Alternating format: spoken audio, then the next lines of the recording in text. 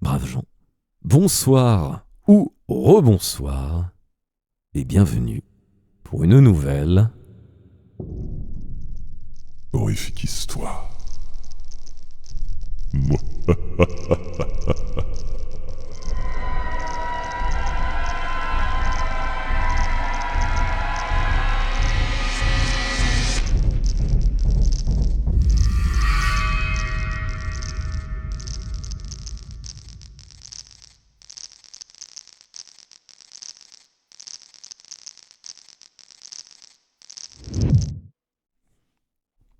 Et ce soir, dans Horrifiques Histoires, je vais vous lire L'île de la fée, une nouvelle de Edgar Allan Poe, encore et toujours traduite par Charles Baudelaire. Braves gens, bonne écoute. Nullus enim locus in genio est. Servius.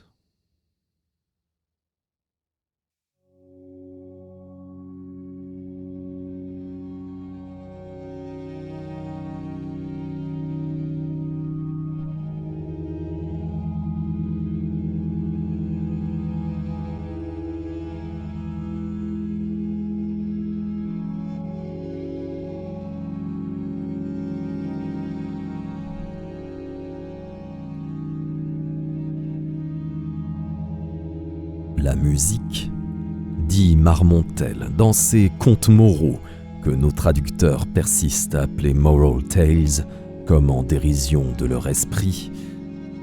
La musique est le seul des talents qui jouissent de lui-même. Tous les autres veulent des témoins. Il confond ici le plaisir d'entendre des sons agréables avec la puissance de les créer. Pas plus qu'aucun autre talent, la musique n'est capable de donner une complète jouissance s'il n'y a pas une seconde personne pour en apprécier l'exécution. Et cette puissance de produire des effets dont on jouisse pleinement dans la solitude ne lui est pas particulière. Elle est commune à tous les autres talents. L'idée que le conteur n'a pas pu concevoir clairement ou qu'il a sacrifiée dans son expression à l'amour national du trait est sans doute l'idée très soutenable que la musique du style le plus élevé est la plus complètement sentie quand nous sommes absolument seuls. La proposition, sous cette forme, sera admise du premier coup par ceux qui aiment la lyre pour l'amour de la lyre et pour ses avantages spirituels. Mais il est un plaisir, toujours à la portée de l'humanité déchue, et c'est peut-être l'unique, qui doit, même plus que la musique, à la sensation accessoire de l'isolement. Je veux parler du bonheur éprouvé dans la contemplation d'une scène de la nature. En vérité, l'homme qui veut contempler en face la gloire de Dieu sur la terre doit contempler cette gloire dans la solitude. Pour moi, du moins, la présence, non pas de la vie humaine seulement, mais de la vie sous toute autre forme que celle des êtres verdoyants qui croissent sur le sol et qui sont sans voix, est un opprobre pour le paysage. Elle est en guerre avec le génie de la scène. Oui, vraiment. J'aime à contempler les sombres vallées et les roches grisâtres et les eaux qui sourient silencieusement et les forêts qui soupirent dans des sommeils anxieux et les orgueilleuses et vigilantes montagnes qui regardent tout d'en haut. J'aime à contempler ces choses pour ce qu'elles sont. Les membres gigantesques d'un vaste tout, animé et sensitif, un tout dont la forme, celle de la sphère, est la plus parfaite et la plus compréhensive de toutes les formes, dont la route se fait de compagnie avec d'autres planètes, dont la très douce servante est la lune, dont le Seigneur médiatisé est le soleil, dont la vie est l'éternité, dont la pensée est celle d'un dieu, dont la jouissance est connaissance, dont les destinées se perdent dans l'immensité. Pour qui nous sommes, une notion correspondante à la notion que nous avons des animalcules qui infestent le cerveau. Un être que nous regardons conséquemment comme inanimé et purement matériel. Appréciation très semblable à celle que ces animalcules doivent faire de nous.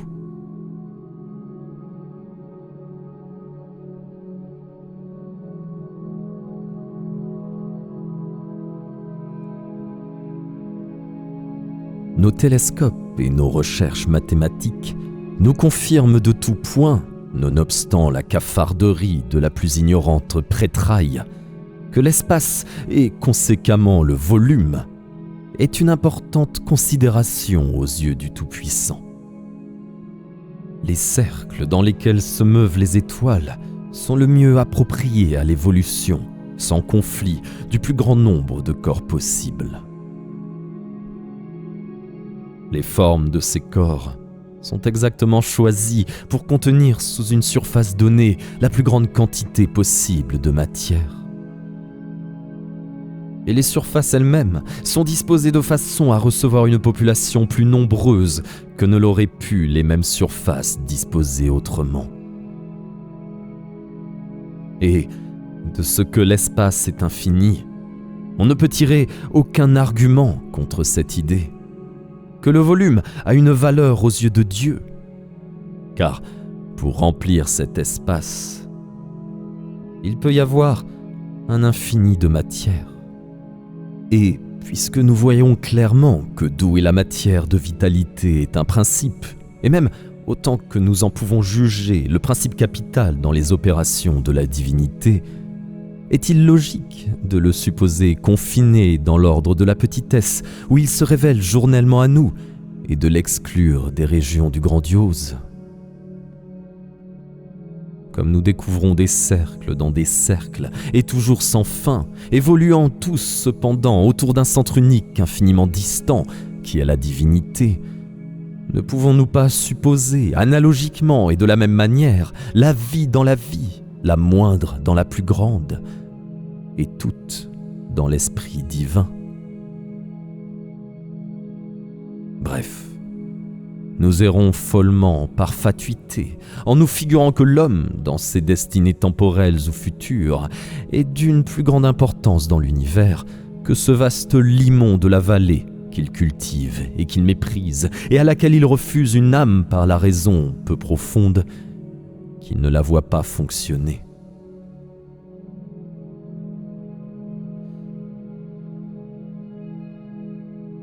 Ces idées et d'autres analogues ont toujours donné à mes méditations parmi les montagnes et les forêts, près des rivières et de l'océan, une teinte de ce que les gens vulgaires ne manqueront pas d'appeler fantastique.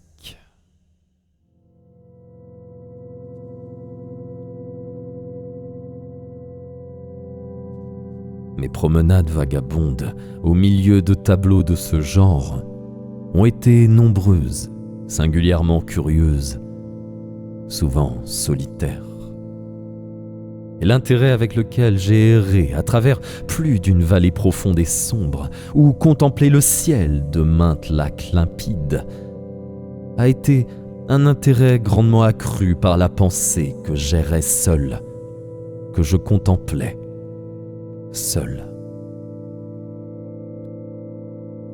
Quel est le français bavard qui, faisant allusion à l'ouvrage bien connu de Zimmermann, a dit « La solitude est une belle chose, mais il faut quelqu'un pour vous dire que la solitude est une belle chose ?» Comme épigramme, c'est parfait. Mais il faut. Cette nécessité est une chose qui n'existe pas.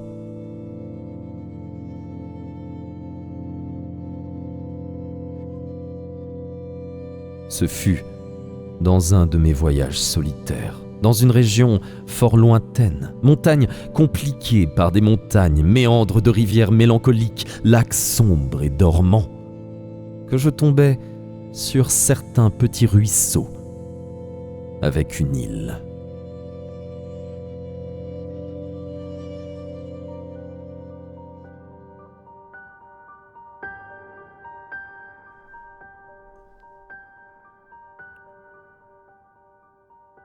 J'y arrivais soudainement, dans un mois de juin, le mois du feuillage, et je me jetais sur le sol sous les branches d'un arbuste odorant qui m'était inconnu, de manière à m'assoupir en contemplant le tableau. Je sentis que je ne pourrais le bien voir que de cette façon, tant il portait le caractère d'une vision.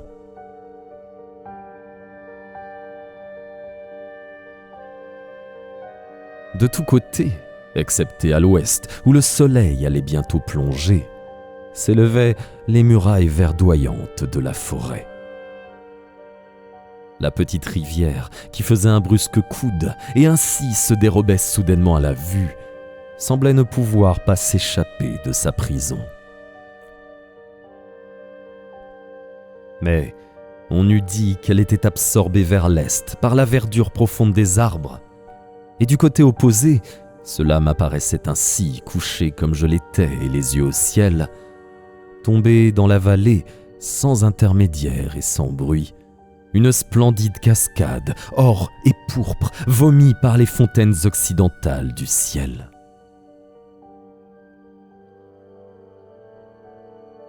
À peu près au centre de l'étroite perspective qu'embrassait mon regard visionnaire, une petite île circulaire, magnifiquement verdoyante, reposait sur le sein du ruisseau.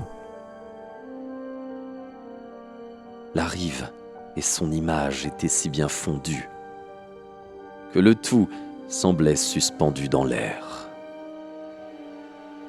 L'eau transparente jouait si bien le miroir qu'il était presque impossible de deviner à quel endroit du talus d'émeraude commençait son domaine de cristal.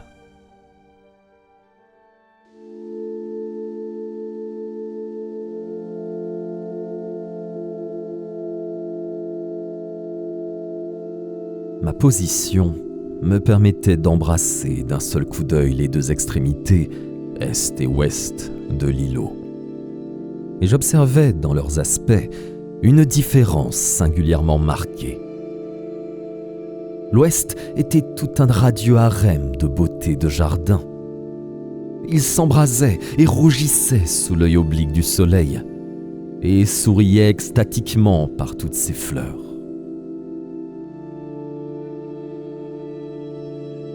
Le gazon était court, élastique, odorant et parsemé d'asphodèles.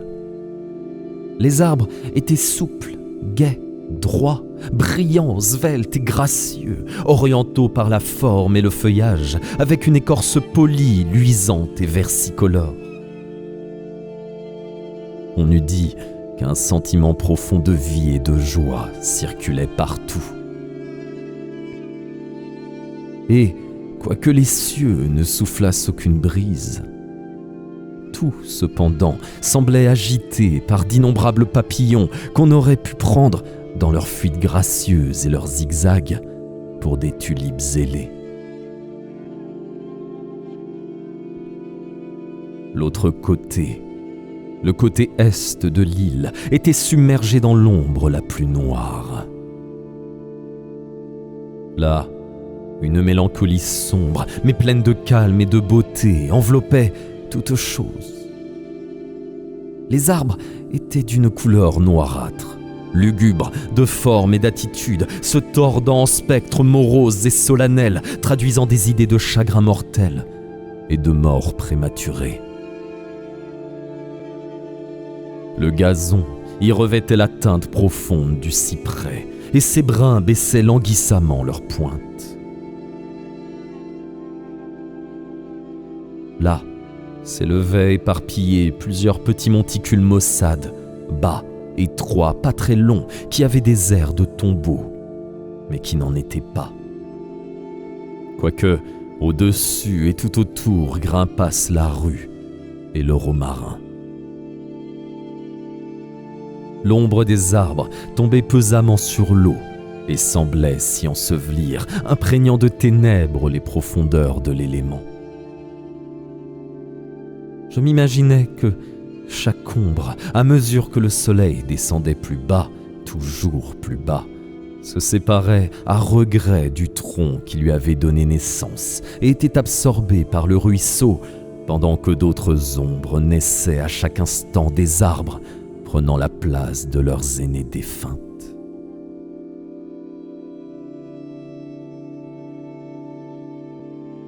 Cette idée, une fois qu'elle se fut emparée de mon imagination, l'excita fortement, et je me perdis immédiatement en rêverie. Si jamais il fut enchanté, me disais-je, celle-ci l'est, bien sûr. C'est le rendez-vous des quelques gracieuses fées qui ont survécu à la destruction de leur race. Ces vertes tombes sont-elles les leurs? Rendent-elles leur douce vie de la même façon que l'humanité? Ou plutôt, leur mort n'est-elle pas une espèce de dépérissement mélancolique? Rendent-elles à Dieu leur existence petit à petit, épuisant lentement leur substance jusqu'à la mort, comme ces arbres rendent leurs ombres l'une après l'autre? Ce que l'arbre qui s'épuise est à l'eau qui en boit l'ombre et devient plus noire de la proie qu'elle avale. La vie de la fée ne pourrait-elle pas bien être la même chose à la mort qui l'engloutit?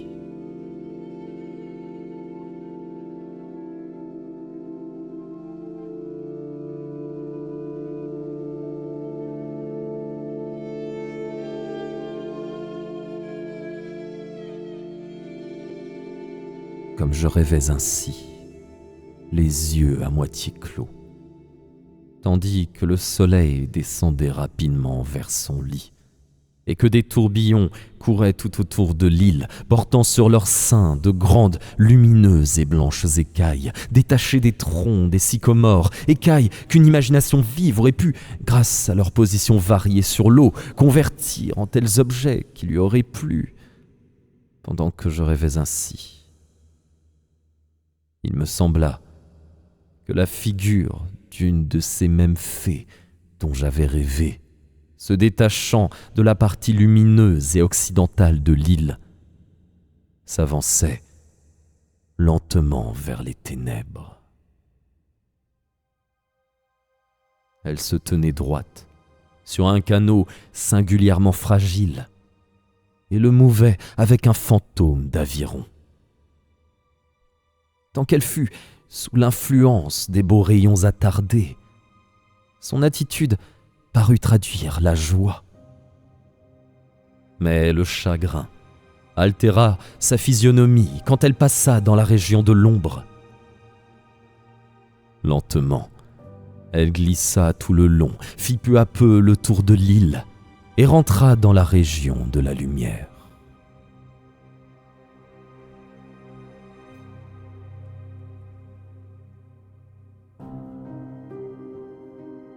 La révolution qui vient d'être accomplie par la fée, continuai-je, toujours rêvant, est le cycle d'une brève année de sa vie.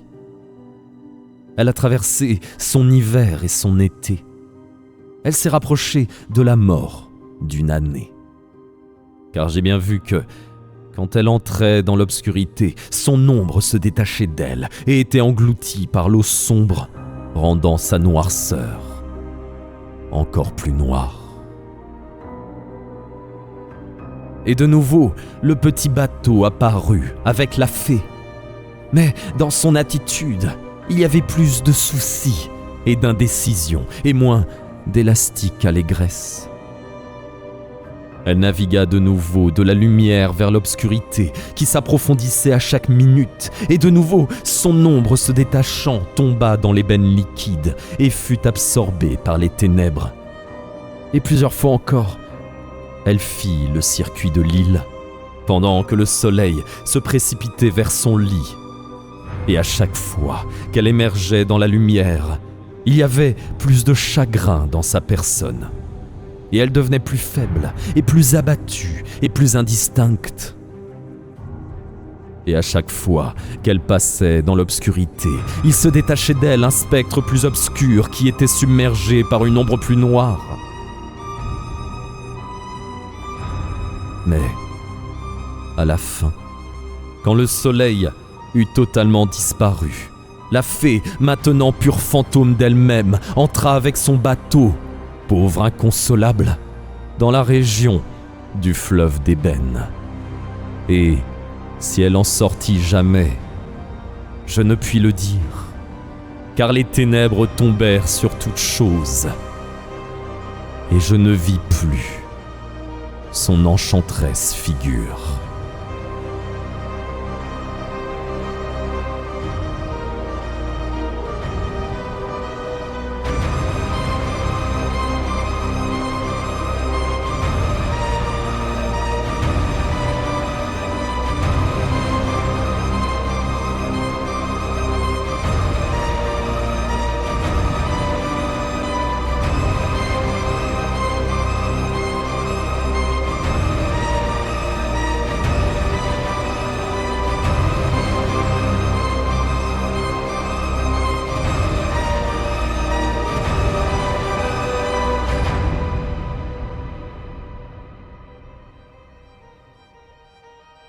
Et c'est la fin de cette histoire.